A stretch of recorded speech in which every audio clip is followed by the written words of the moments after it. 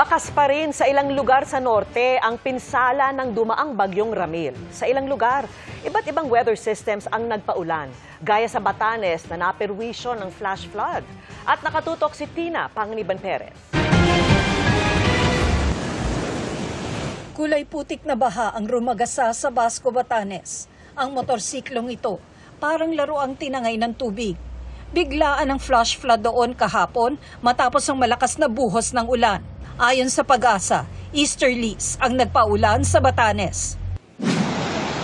Dahil naman sa epekto ng bagyong Ramil, umapaw ang Abuan River sa Ilagan, Isabela.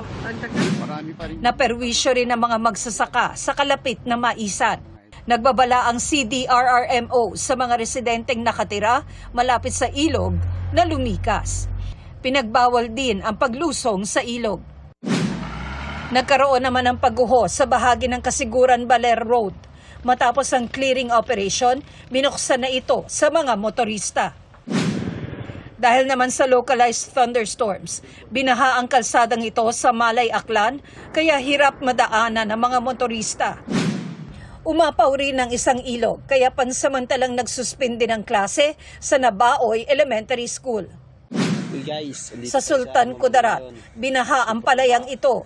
Sayang dahil isang linggo pa lang na itatanim ang mga palay. May mga bahay ring pinasok ng baha. Para sa GMA Integrated News, Tina Panganiban Perez, nakatutok, 24 oras.